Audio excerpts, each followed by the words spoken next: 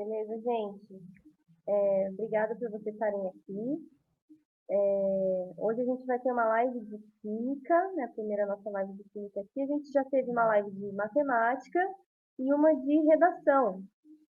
E elas estão disponíveis no nosso canal no YouTube. A gente conseguiu inaugurar ontem nosso canal no YouTube, lá onde a gente vai postar esses vídeos das lives.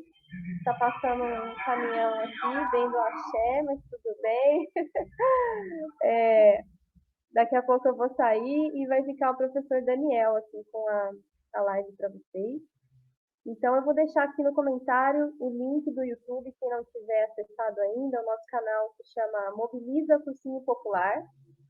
E lá onde a gente vai postar essas lives, elas ficam salvas aqui no Facebook, mas depois elas vão ficar também no YouTube. Talvez seja mais fácil para algumas pessoas, por ter essas duas opções para estudar, né? A gente sabe que tem alunos do Mobiliza ou pessoas que seguem nossas redes, que trabalham nesse horário, não conseguem acompanhar as lives.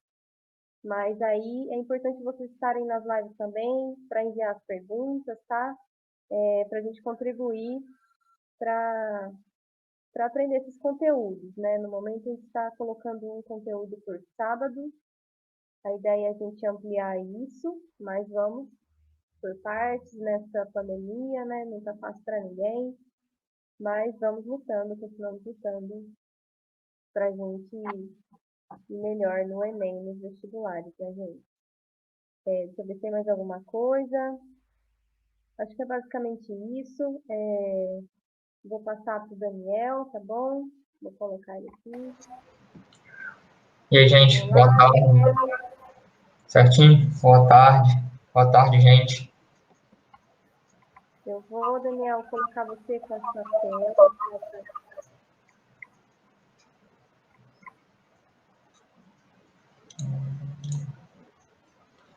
Belezinha. E aí fica com você, Daniel. Boa aula para vocês, pessoal. Podem deixar as perguntas aí nos comentários, tá? Eu vou acompanhando aqui. E de vez em quando eu vou interrompendo o Daniel com essas dúvidas enquanto ele vai explicando, tá bom? Tchau. Então, gente, boa tarde. O objetivo aí hoje é a gente fazer alguns exercícios e, à medida que você for tendo dúvida, pode ir comentando no Facebook. Se tiver dúvida, a gente volta no exercício, a gente repete o que for preciso. Bem, essa lista eu mandei também lá no grupo de Ciências Naturais. Então, tá lá, pode baixar, pode mandar depois mensagem no WhatsApp, qualquer coisa, que eu posso não responder na hora, mas eu respondo. Enfim, vamos lá. O primeiro exercício é um exercício de marcar o que é correto e justificar o que está errado, né? O item fala o seguinte: julgue os itens a seguir, marcando C para os corretos e E para os errados. As reações químicas, elas são definidas como processos artificiais. Aqui, a gente tem que entender o seguinte, que as reações químicas, elas nem sempre são um processo artificial feito no laboratório. Ela acontece de forma espontânea e natural todo dia. Por exemplo, quando a gente deixa uma barra de ferro e forma aquela camada de óxido nela, é um processo natural. Ela é artificial também. Por isso que esse item aqui, ele não é correto, porque além de ser artificial, ele também pode ser natural. O item B. As reações químicas em um sistema podem ser identificadas pela mudança de propriedades físicas desse sistema. Aqui a gente tem que entender, a gente tem que imaginar o sistema como sendo os nossos reagentes, os nossos produtos. É o que está acontecendo, é onde está acontecendo a mudança. Por exemplo, quando a gente queima o carvão, é um processo químico de queima. A gente está pegando o carvão, a matéria orgânica, adicionando oxigênio, faísca, e ali ocorre o processo de queima, que libera o CO2. Nesse caso, a gente tem um carvão que tem certas propriedades físicas, ele está no estado sólido. Depois da queima, ele passa para o estado gasoso. Então, as propriedades físicas mudam. O que faz essa opção ser verdadeira. A gente pode, sim, definir que as reações químicas de um sistema podem ser identificadas pela mudança dessas propriedades físicas do sistema. O terceiro item nessa questão fala o seguinte: a transformação química é caracterizada pela impossibilidade de obter novamente as substâncias iniciais. Na maioria dos casos, o problema dessas questões assim, sempre é a generalização.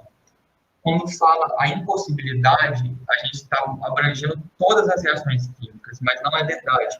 Algumas reações químicas, a gente consegue reverter elas ao estado inicial. Mesmo que consuma energia, mesmo que seja trabalhoso. Por exemplo, até a queima do carbono. Pela fotossíntese, a gente pega esse CO2 e transforma novamente em matéria orgânica. Bem, então aqui nessa primeira questão, os itens A e C são os itens que estão errados e as justificativas são essas. Se vocês tiverem alguma dúvida, pode comentar aí, manda mensagem que a Michelle me interrompe qualquer coisa e a gente volta na questão. Eu vou passar agora aqui para a questão de número 3.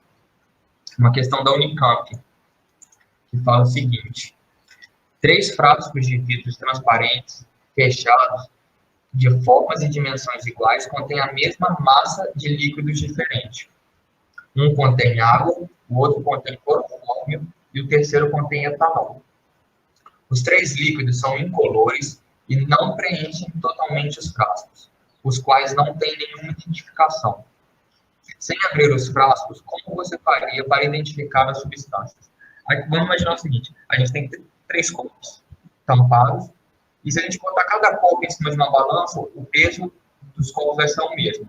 Apesar de que em alguns copos eu tenho um volume de líquido maior. Num eu tenho um tanto, no outro eu tenho um pouco mais, no outro eu tenho mais. Mas o peso deles é igual. Por que isso? Porque a densidade desses líquidos são diferentes. A densidade da água é 1 grama por centímetro cúbico. Quer dizer que a cada centímetro cúbico de água eu tenho 1 grama. O do clorofórmio é 1,4 e o do etanol 0,8. Ou seja, como eles têm o mesmo peso, a gente vai identificar cada uma das substâncias dentro desse copo pelo volume que ele ocupa no copo. O etanol, ele é o que tem a menor densidade. Então, eu preciso de um volume maior de etanol para conseguir ter a mesma massa, o mesmo peso dos outros dois. Já o clorofórmio, ele é o mais denso. Então, eu preciso de menos clorofórmio dentro do copo para atingir um certo peso, para atingir uma certa massa desse copo. E a água é o intermediário entre os dois. De forma geral, aqui, a gente tem que lembrar do conceito de densidade, que é o peso por um volume, e a forma de identificar isso daqui é pelo volume que cada líquido ocupa no seu recipiente, no seu copo. Bem, vou para a próxima questão agora. Vou voltar na 2, que eu acho que a gente vai ter tempo de passar em todas as questões. A segunda questão fala o seguinte: um limão foi espremido em um copo contendo água e as sementes ficaram no fundo do recipiente. A seguir, foi adicionado ao sistema um pouco de açúcar, que se dissolveu completamente. Em consequência dessa dissolução do açúcar, as sementes subiram e passaram a flutuar. Assinale a alternativa que explica corretamente a flutuação das sementes após a adição do açúcar. Bem, uma propriedade curiosa que vocês vão ver em física é uma questão do empuxo. Quando a gente joga um copo dentro da água, dentro do fluido, o fluido faz uma força para expulsar esse corpo dele. Isso é o motivo por qual a gente boia na piscina, a gente boia na água do mar. Que a gente boia, que qualquer objeto boia. E uma das coisas que influenciam nesse empuxo é a densidade do líquido. Quanto mais denso o líquido, maior essa força, ou seja, mais fácil as coisas flutuam, maior facilidade as coisas flutuam. Quando a gente mistura açúcar na água, a gente não está aumentando o volume de água, mas a gente está aumentando a massa daquele líquido. Por isso que a densidade aumenta. Aqui a gente está aumentando a densidade do líquido. Em consequência disso, a semente sobe. A gente não está mudando a semente. A densidade da semente aqui, nesse caso, ela é constante, ela não muda. Mas quando a gente coloca açúcar, a água muda. Por isso que aí a água passa a ser mais densa do que a semente, e a semente flutua. Pode, Maxime, né? Tá, acho que assim fica melhor para vocês lerem. A gente, só de falar, se você precisar falar comigo, manda mensagem no WhatsApp, porque eu não vou visualizar o chat. Acho que foi um pouquinho atrasado, mas qualquer coisa eu volto, tá, gente? Vamos lá, então, para a questão de número 4. A questão da FUVEST. Ao adicionar, aqui ela passa no início uma tabela dos materiais, a densidade média de cada um desses materiais na temperatura ambiente. Vamos então para a questão. O que ela fala? Ao adicionar água pura à temperatura ambiente, pedaços de cada um desses materiais observa-se flutuação apenas dele. Aqui a gente tem que, uma coisa importante de saber disso daqui, é que a densidade da água na temperatura ambiente é de 1 grama por centímetro cúbico. Ou seja, a gente tem que aqui que identificar qual desses materiais vão flutuar e qual deles não vão flutuar. E como referência, a gente tem a densidade de cada um desses materiais. Materiais mais densos têm maior concentração de massa em um dado volume, então eles tendem a afundar. Enquanto materiais menos densos tendem a ter massa mais dispersa, então eles tendem a flutuar. Aqui a gente tem que identificar quais têm densidade menor e quais têm densidade maior do que a água. Aqui é fácil de identificar, que são o bambu e o carvão. São os materiais com densidade abaixo de 1 grama por centímetro cúbico. Esses são os que vão flutuar na água. Bem, vamos... Então, aqui a resposta certa é bambu, carvão, letra D. Vamos, então, para a próxima questão. Outra questão de densidade, né, gente? Essa questão da Unicamp, ela diz o seguinte: 2 frascos idênticos estão esquematizados abaixo. Um deles contém uma certa massa de água e o outro contém a mesma massa de etanol. Usando-se uma bolinha de densidade adequada, faz o experimento assim. Qual das substâncias está no frasco A e qual está no frasco B? Não sei se vocês vão conseguir visualizar aí, mas nesse frasco A, a gente tem um nível maior de líquido do que no frasco de B. E aqui a gente percebe que na água a bola flutua e no álcool a bola afunda. O que isso significa? Que o álcool ele é menos denso do que a água. A água é mais densa. Tanto que é a observação aqui. O que isso significa? Pela água ser mais densa e aqui desses 2 frascos eu ter a mesma quantidade de massa de água e de etanol, quer dizer que a água, eu preciso de um menor volume de água para ter essa massa. Então, a água, ela fica no frasco B e o etanol no frasco A. Exatamente por causa dessa diferença de densidade e pela questão que o exercício fala que as massas desses líquidos são iguais. Bem, vamos para a próxima questão. Essa questão é um pouquinho mais longa. Questão da Unicamp.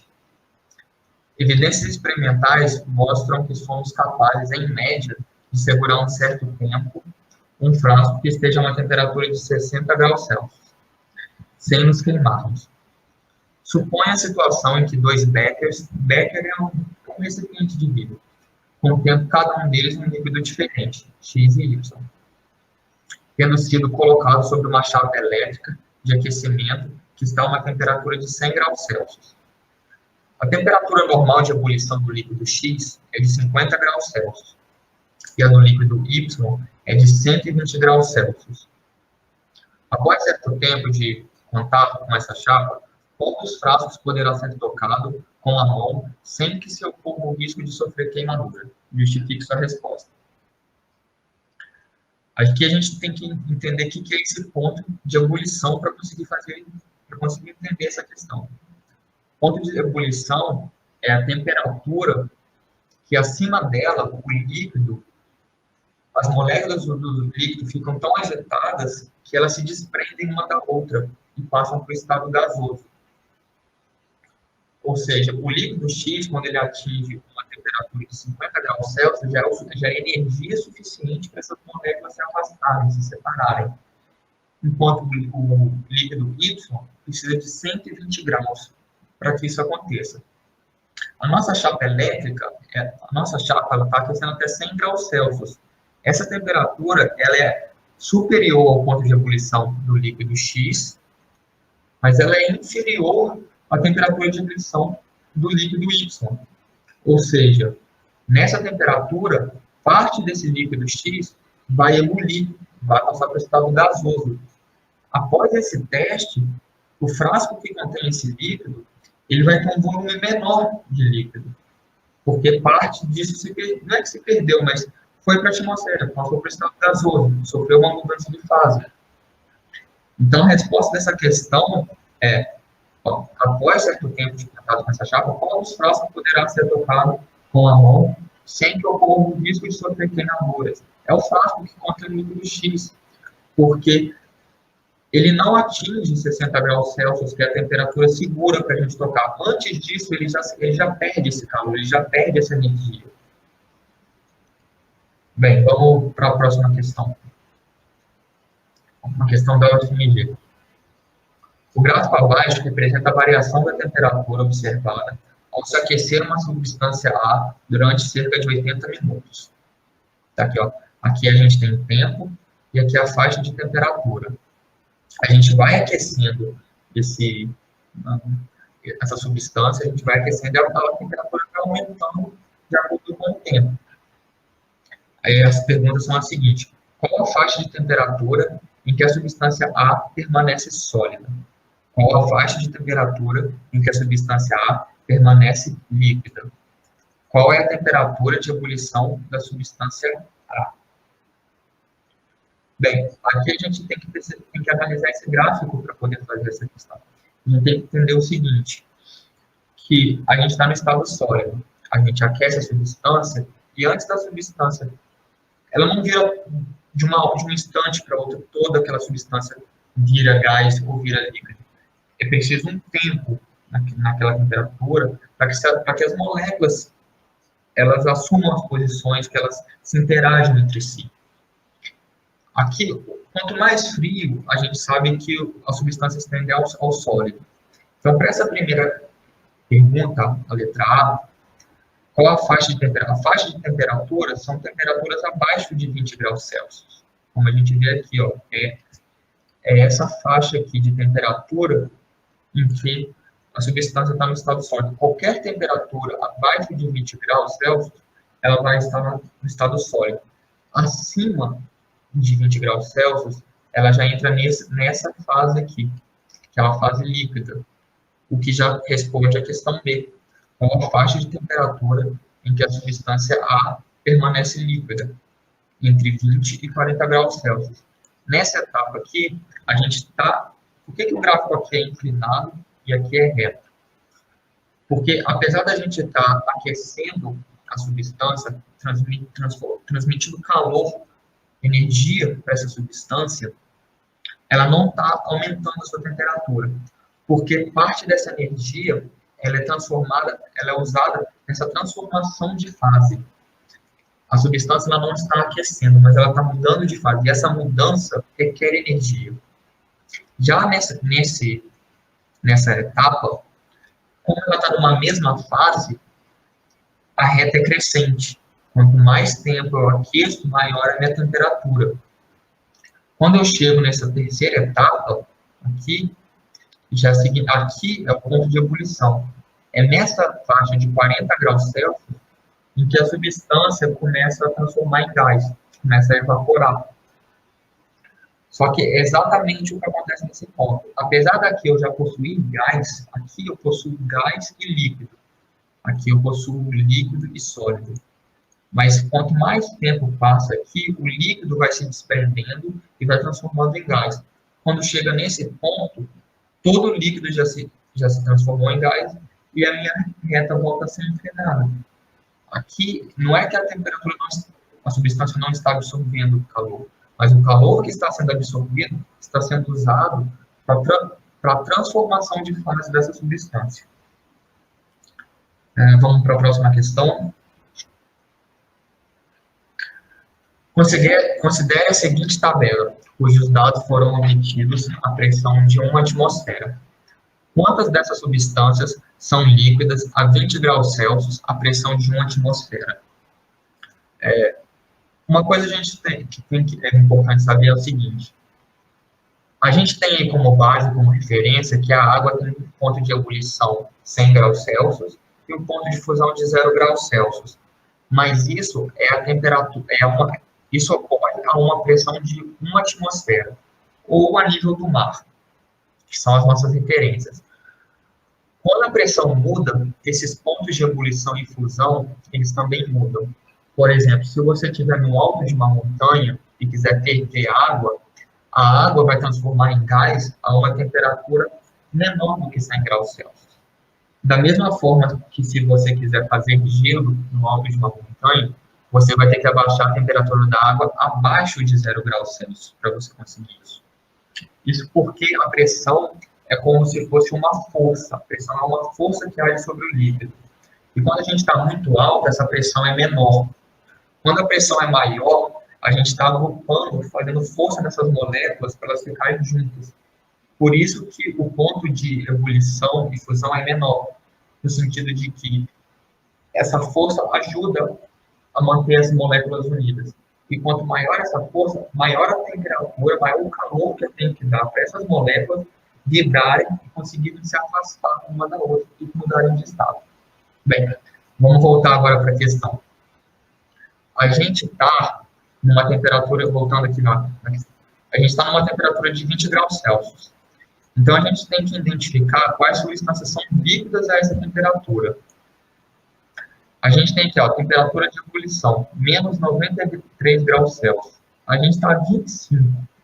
A gente está aqui, a gente está muito acima dessa temperatura de ebulição. Então, com certeza, esse etano é gás. Ele está no estado gasoso.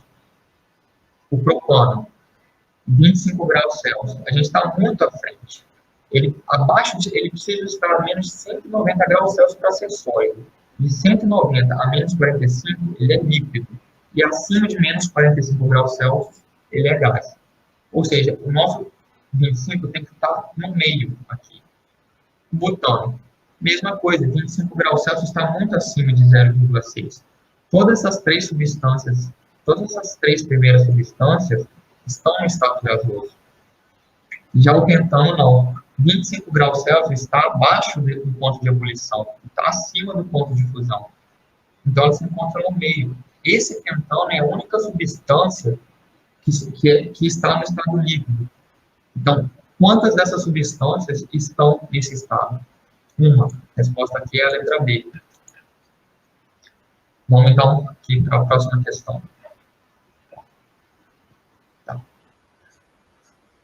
Uma mistura eutética é definida como aquela que se funde a temperatura constante.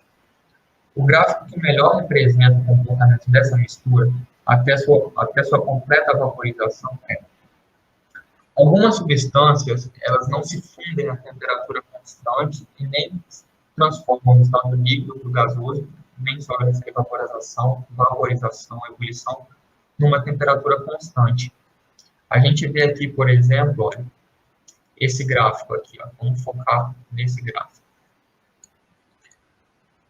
Essa aqui é a temperatura de transição, essa inclinação aqui. Aqui, a substância está se transformando do sólido para o líquido, mas isso não ocorre em uma temperatura constante como esse primeiro aqui, que as linhas estão retas. Aqui já está inclinada, quer dizer que a ebulição dessa substância também não ocorre numa temperatura constante. E o que a pergunta diz? Uma mistura eutética é definida como aquela que se funde a temperatura constante. Uma mistura definida como aquela que se funde a temperatura constante. Qual delas se funde a temperatura constante?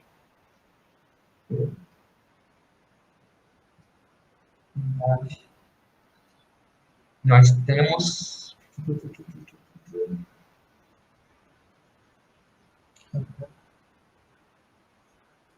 Essa daqui até eu fiquei um pouco... Tá, vamos entrar aqui, ó, vamos ver os slides 2, 3 e 4. que são as referências que eu coloquei aqui. 2, 3, 4. Aqui, ó. É isso daqui, ó. Por exemplo, ó, a mistura eutética, ela se funde a temperatura constante, mas a ebulição dela não ocorre a uma temperatura constante. A gente tem outro exemplo, a mistura azeotrópica, que é o contrário. Ela tem um processo de ebulição a uma temperatura constante, mas a fusão dela não ocorre em temperatura constante. Então, naquela questão, a gente tem que identificar qual gráfico se assemelha mais a esse daqui, com uma temperatura de fusão constante e uma temperatura de ebulição variável. E a gente tem essa letra B aqui. Vamos lá, próxima questão. Oi, Daniel, tá me Opa, ouvindo? tô ouvindo. Pode falar, Michele. Vou só fazer um comentário aqui da Graziele sobre aquela questão. A primeira questão de gráfico que você passou, né, que era da Unicamp, então, ela não confesso que não tinha respondido, agora eu estou entender a explicação. Então, foi um retorno positivo aí. E é legal, né, a gente entender essa relação no gráfico, porque as questões sempre vão explorar esses gráficos, né? Eles vão também explicar pontos de para você encontrar. Então, é bom a gente estudar o comportamento, e já que você entrou nessa última questão que você estava, eu não sei se você ainda ia falar na frente, que tem, ele falou ali que era uma mistura, né? Tem alguma diferença de mistura, substância simples? Como é que é isso com relação aos pontos de fusão e ebulição? Tá. Qual que era a questão? Só para colocar lá no plano de fundo. Essa última que você fez agora, que tinha vários gráficos. Essa, né? Tá. Se tem alguma coisa aí que dê para explicar sobre a diferença de substância pura, às vezes a questão pede isso. Tá, entendi. Então, vamos lá. Ó, substância, ela é... pensar em... Por exemplo, a água é uma substância, mas ela é uma substância composta, porque ela é feita de hidrogênio e oxigênio. Uma barra de ferro puro é uma substância, é um material. Na verdade, é um material. Tá. Uma mistura é quando a gente tem mais de uma substância envolvida. Por exemplo, se a gente tiver água e sal, por exemplo, diluídos, é uma mistura.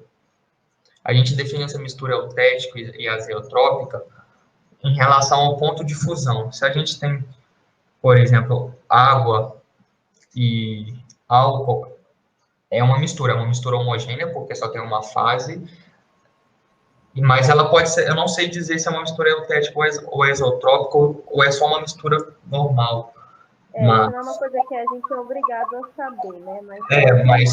Mas quando a gente fala de mistura, são duas substâncias que estão misturadas. Quando a gente fala de mistura homogênea ou heterogênea, a gente está relacionando a fase, ao aquilo que a gente consegue ver como sendo duas camadas diferentes. Por exemplo, água e óleo, a gente vê que são duas substâncias, é uma mistura bifásica, é uma mistura heterogênea. Quando a gente fala em eutética e azeotrópica, a gente está fazendo referência aos pontos de ebulição e aos pontos de fusão, se são constantes ou se não são constantes. Como aqui, ó, a gente vê que misturas eutéticas não possuem um ponto de ebulição constante, enquanto misturas azeotrópicas não possuem um ponto de fusão constante. Acho que eu respondi, Michele, eu não...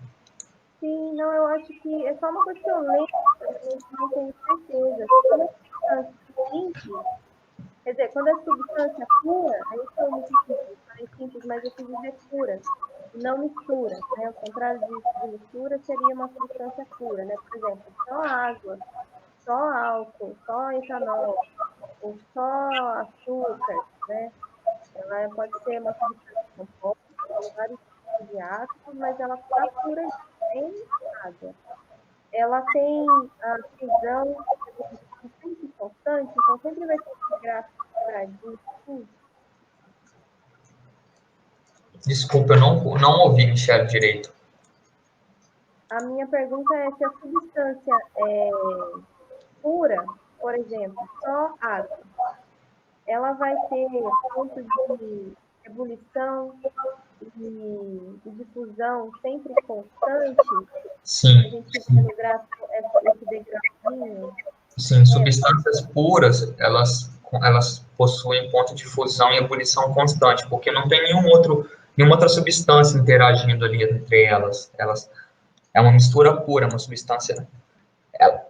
É uma mistura pura, mas ela pode ser uma substância pura de uma substância composta, como o álcool. Tem vários átomos, é uma substância composta, mas pode. Só o álcool, ou a água destilada, é uma mistura simples, porque só possui um componente, só possui um componente na mistura. Acho que Entendi. é isso, certo? Eu só queria saber se esse gráfico A que está aí seria um exemplo de uma substância pura, Isso, uma seria. mistura pura, isso. Seria. Ah, então tá bom, que era isso. Tá certo, vamos então para a próxima Vamos questão. aí. Vamos lá. Questão da FUVEST. 4 tubos contendo 20 ml de água cada um. Coloque-se nesses tubos dicromato de potássio, K2CR2O7, nas seguintes quantidades. No tubo A a gente coloca 1 grama, no tubo B 3 gramas, no tubo C 5 e no tubo D 7. E a gente tem aqui embaixo, ó, a solubilidade do sal do dicromato de potássio a 20 graus Celsius é de 12,5 gramas por 100 mililitros de água. Após a agitação, em quais dos tubos coexistem nessa temperatura solução saturada, aspecto homogêneo e fase sólida? Aqui a gente tem que entender o seguinte: o que é essa solubilidade e essa proporção? A solubilidade é tipo, quanto mais sal eu coloco na água e eu agito, vai chegar um ponto em que se eu colocar mais sal, eu não vou conseguir diluir esse sal na água. Então, eu digo que essa mistura, ela está saturada, ela atingiu o ponto máximo dela. E a gente sabe aqui que essa solubilidade desse sal é de 12,5 gramas para cada 100 ml. Mas a gente tem que perceber aqui o seguinte, que a gente só tem 20 ml de água em cada tubo. Então, aqui... Tá, então, beleza, gente. O que a gente tem que fazer aqui? Aqui é uma regra de 3. Para cada 12 gramas de sal, eu posso ter 20 ml de água. Então, para X gramas de sal, eu vou ter 20 ml de água. É 1/5. Então, o máximo que eu consigo colocar aqui é 1/5 desse peso. E a pergunta é, após a agitação, em quais dos tubos coexistem nessa temperatura uma solução saturada, aspecto homogêneo? Ou seja, em qual dessas fases eu vai estar numa fase homogênea, ou seja, todo o sal vai ter sido diluído. Eu não vou estar vendo partículas do dicromato de potássio no fundo desses potes. Aqui a resposta é a B, apenas em D. Não, desculpa, gente.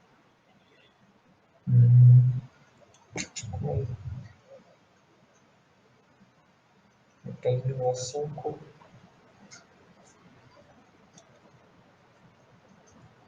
Ih, caraca. Agora eu fiquei confuso. Gente, depois eu volto nessa questão, eu mando lá no grupo, porque agora eu acho não, eu tenho certeza que eu me confundi aqui resolvendo ela. E só para não resolver a questão errada aqui para vocês, eu volto nela depois e mando a correção lá no grupo para vocês, só para evitar qualquer dúvida. Eu faço isso ainda hoje. Vamos para a próxima questão. Tá, questão da Mackenzie de São Paulo. Certas propagandas recomendam determinados produtos. destacando que são saudáveis por serem naturais, isentos de química. Um aluno atento percebe que essa afirmação é verdadeira, pois o produto é dito natural porque não é formado por substâncias. O que é mentira, porque a gente sabe que todo material é formado por substâncias. Toda a composição de todos os materiais são formados por átomos, e os átomos são as substâncias que a gente tem na nossa natureza. Opção B, falsa, pois as substâncias são sempre benéficas. A gente sabe que isso também não é verdade, que existem toxinas, que existem os venenos, que são substâncias que nos afetam. Verdadeira, pois a química só estuda materiais artificiais. Isso também não é verdade. A química estuda tanto os materiais artificiais quanto os materiais que ocorrem de forma natural na natureza.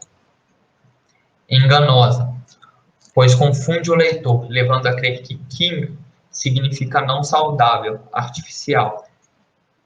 O que está correto, porque química não significa um produto não possuir química, não significa que ele tem algo artificial. Vamos ver a opção B, verdadeira. Somente se o produto oferecido não contiver álcool, o que também não faz sentido, porque até a água é feita por substâncias. Então, aqui a resposta é a D. Eu vou passar para a próxima aba, para a próxima lista de exercício agora, mas eu acho que tem um delay entre o que eu falo e o que vocês estão ouvindo. Então, qualquer coisa pode mandar aí mensagem e eu volto depois nos exercícios. Beleza, vamos lá.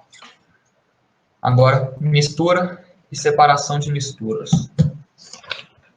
Aqui, gente, tem muito exercício parecido e eu vou focar mais em dois que eu acho que são mais interessantes, são mais bem trabalhados. Mas, tendo dúvida, pode me mandar mensagem, pode comentar lá no YouTube também, que aí eu respondo por lá ou pelo WhatsApp. Vamos lá, para a questão de número 5. Vamos lá. Foram acondicionados acidentalmente em um único recipiente areia, sal de cozinha, água e óleo de soja. Para separar adequadamente cada componente desse material, devem ser feitas as seguintes operações. Ou seja, a gente tem num pote todas essas substâncias: areia, sal, água e óleo de soja. A pergunta aqui é como separar isso. A gente tem que primeiro lembrar quais são cada um desses processos de separação. Cada um é utilizado para separar tipos de materiais diferentes. A gente sabe aqui, de cara, que a gente tem água e areia e sal. E para separar uma substância líquida de uma substância sólida, que elas não estão diluídas uma da outra, a gente tem a filtração, que separa os dois. Então, de cara, a gente já sabe que a gente fica entre essas duas opções, de filtração e decantação, entre a opção C e D. Vamos seguir na C. Filtração seguida de destilação. O que é a destilação? Vamos voltar um pouquinho aqui no resumo de 6 e 7.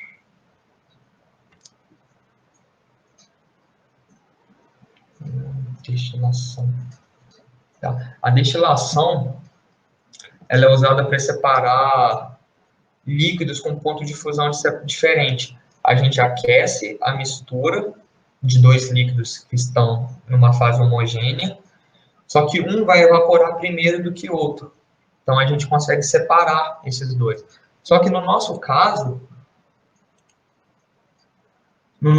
a gente não tem isso, porque a água e o óleo de soja, eles não se misturam, mas a água e o sal, eles se misturam. Então, a gente vai usar essa destilação simples, fracionada, para separar a água e o sal, a água do sal de cozinha. Nosso problema agora é separar a água do óleo de soja. Para isso, a gente usa a destilação simples. Catação é inviável nisso daqui. Vamos pensar o seguinte, olha, a gente tem que voltar no início agora. A gente tem todos esses materiais misturados um no outro. A filtração, ela vai separar a areia do restante dos materiais. que vai sobrar para a gente? A água, o sal e o óleo. Se a gente decantar é aquela ideia de colocar uma mangueirinha embaixo do copo e a gente abrir ela. A fase que está embaixo vai se esvaziar, e depois a gente fecha a torneira e a gente separou as duas fases. Então, com a decantação, a gente consegue separar a água e o sal, que estão misturados, do óleo de soja. Com a destilação simples, a gente vai separar a água do sal, porque quando a gente aquecer essa água com sal a 100 graus Celsius, a água vai evaporar e o sal vai se precipitar no fundo do copo, do recipiente. Depois dessas três aqui, a gente tem todas as substâncias, todos esses materiais separados. Vamos para a próxima questão, também de separação de mistura. Oi, Daniel. Diga. Descobri de onde está o retorno, porque você está sem fone, aí minha voz sai aí e dá um loop. Mas tudo bem, rapidinho. É importante eles saberem, né, quais são as formas de separação, os métodos de misturas, né, porque chega na hora da prova, é um examezinho que dá uma confusão, né? De fato, vamos voltar então aqui, ó, e falar um pouco mais de cada um desses processos de separação. Se você achar que vai aparecer no exercício, tudo bem. Não, eu acho que vale esse exercício, até para recapitular o que é cada um, porque são nomes que às vezes fogem do nosso cotidiano. É verdade. Ó, a gente fala de destilação simples ou fracionada, mas em suma o processo é bem similar um do outro. É essa questão da gente usar o ponto de fusão, que é diferente, né, das duas substâncias que estão misturadas. Uma vai evaporar e a outra vai continuar no recipiente. Esse é um processo controlado, a gente tem que ser bem preciso assim, na temperatura, no aquecimento, na taxa de aquecimento, para poder separar essas duas misturas.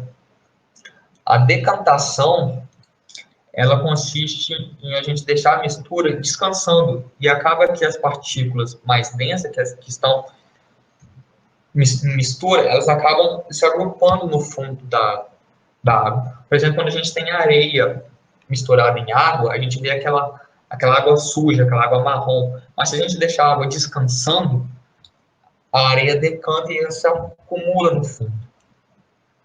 A centrifugação, a gente usa a força centrípeta. E como as substâncias deles têm densidade diferente, elas se afastam uma da outra. A gente usa isso no processo quando a gente coleta sangue, quando a gente quer secar a roupa, que a gente roda a máquina rápido e a água se afasta da roupa. Destilação simples, já falei. Centrifugação, sifonação. Eu vou ser sincero, esse daqui é um termo que eu nunca escutei, então não posso falar. A filtração a gente conhece de forma clássica, a gente tem os filtros de barro, a gente utiliza para separar líquidos de sólidos. A catação é exatamente o que está falando aí, catar. A gente pega e vai catando uma substância e separando uma da outra. Se a gente tem, sei lá, areia e brita, a gente quer separar a brita da areia, a gente pode catar a brita e separar. E vamos lá. Enfim, acho que já passei em todos os processos que estão aqui nessa questão, mas o importante é imaginar como que esses processos funcionam e como eles podem ser usados em sequência para separar várias substâncias que estão misturadas. Vamos então para a próxima questão. Vamos lá. Um sistema heterogêneo bifásico é formado por três líquidos diferentes, A, B e C. A e B são miscíveis entre si. C é imiscível com A e com B. A é mais volátil que B. Com base nessas informações, o método mais adequado para separar os três líquidos são. Então, aqui é importante a gente saber o que é miscível. Miscível quer dizer que se misturam e formam uma única fase. Ser mais volátil, outro termo que é importante saber para conseguir fazer esse exercício, é uma substância que passa da fase líquida para gasosa numa temperatura menor. Ele é mais agitado, você precisa de menos energia para transformar.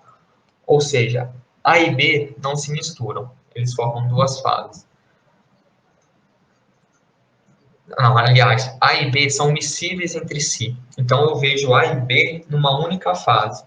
E vejo C, a substância C, separada de A e B. E A é mais volátil do que B. Agora, qual o processo que eu posso usar para separar essa mistura? Vamos lá. Centrifugação. Centrifugação aqui não vai ajudar em muito, porque eu vou agitar as partículas e o que é miscível entre si vai continuar sendo... O que está misturado vai continuar misturado e o que não está misturado vai continuar separado. Então, a gente descarta de cara essa opção. Decantação e fusão fracionada. Decantação é interessante a gente pensar aqui, porque como a gente tem duas fases, a gente tem a fase A e B e tem a fase C, pura. Então, a gente consegue... Não, decantação não, desculpa, gente. Confundi. Aqui. Não, é decantação mesmo. A gente pode usar a decantação para separar A e C. Filtração não vai ser utilizado, porque a gente não tem nada sólido, então a gente não vai estar filtrando nada. Então, a gente de cara descarta essas duas aqui.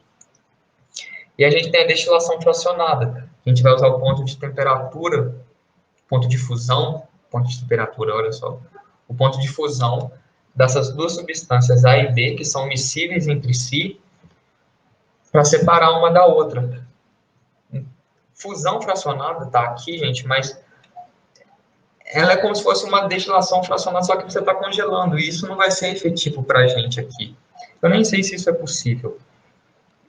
Eu nunca vi nos livros esse termo. Provavelmente ele está aqui só para confundir. Muita questão tem isso. Então, a gente tem aqui como a resposta dessa questão a decantação e a destilação fracionada. A decantação a gente vai separar o líquido C do A e B, e depois com a destilação fracionada a gente separa o A e B que estão misturados entre si.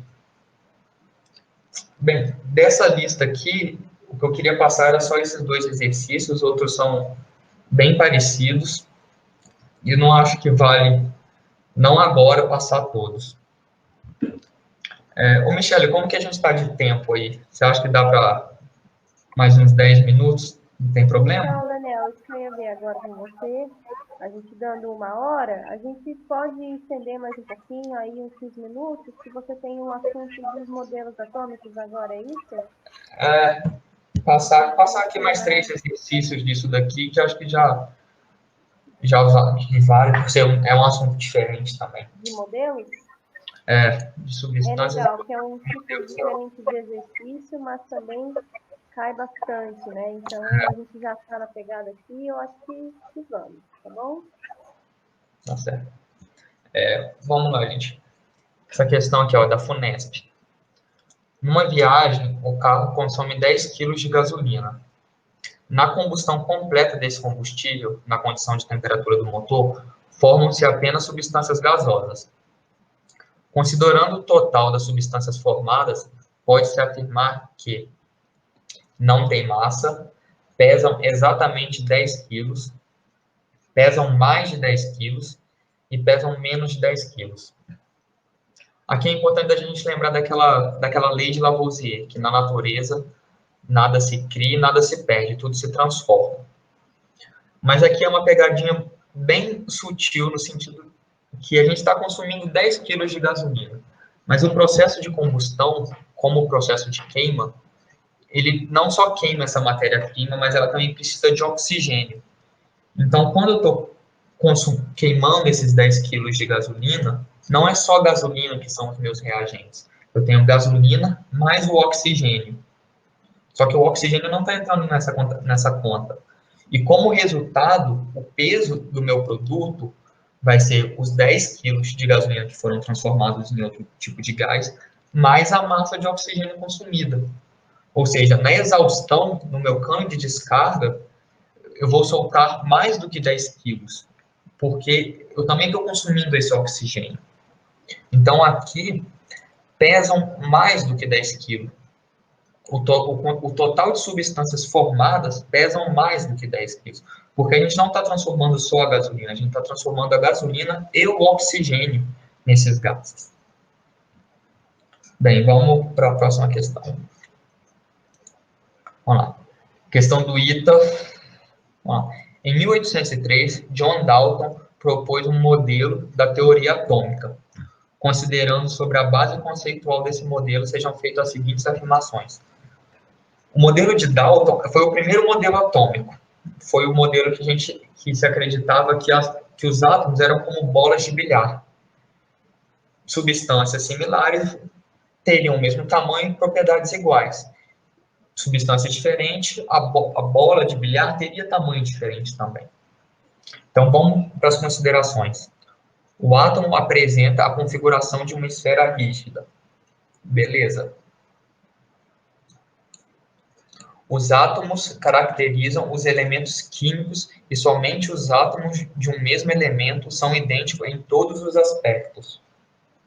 Os átomos caracterizam os elementos químicos, beleza? E somente átomos de um mesmo elemento são idênticos em todos os aspectos. Até aí, beleza. As transformações químicas consistem em combinações, separação e ou rearranjo de átomos. Beleza também. Substâncias compostas são formadas por átomos, por dois ou mais elementos unidos em uma razão fixa. Beleza também. Qual das opções a seguir se refere a todas as afirmações corretas? Letra E. 1, 2, 3 e 4. Todas aqui estão corretas em relação ao modelo de Dalton. Tem que lembrar que os modelos, eles evoluíram. Nesse modelo não se conhecia o elétron, não se conhecia a ideia de camadas eletrônicas, não se conhecia a ideia de núcleo.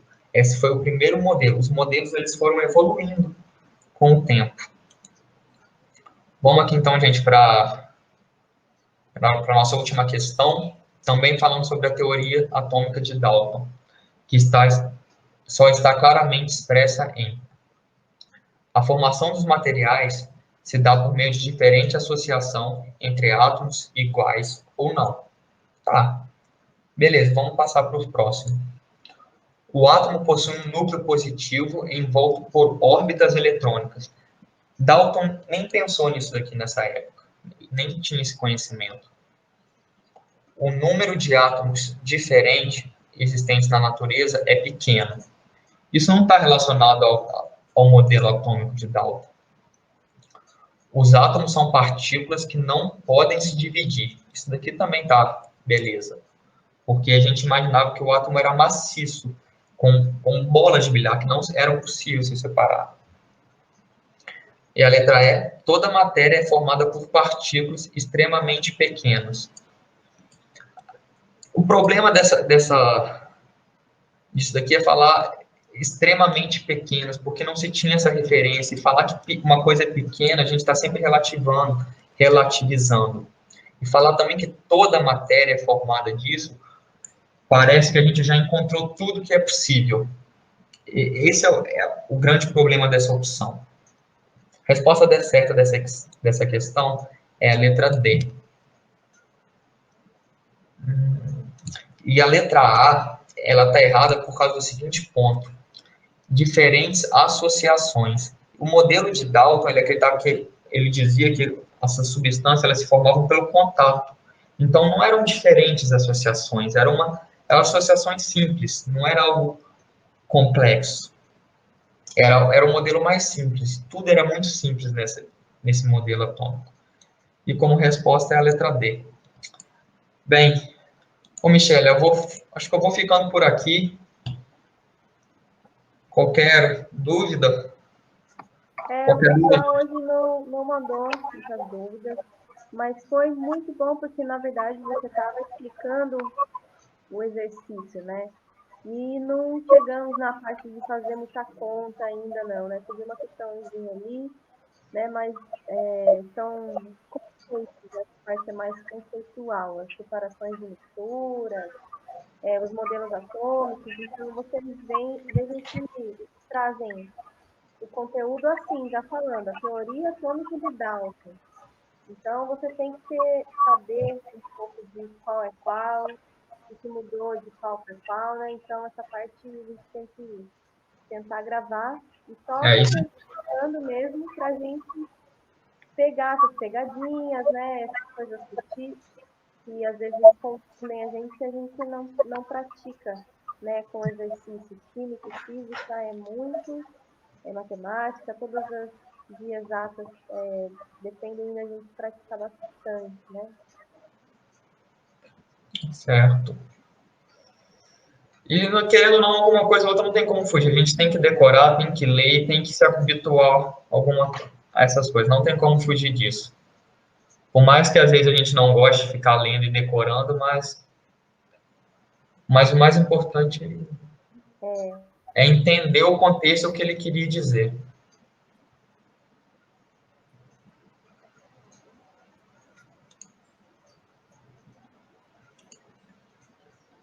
mas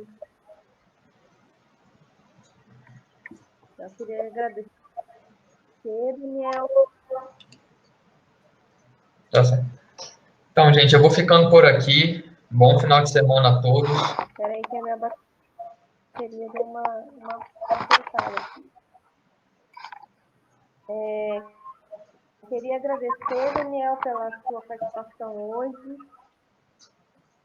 Foi, foi muito produtivo e é muito bom que a gente vai ter essa live salva e o pessoal vai poder rever conforme a possibilidade.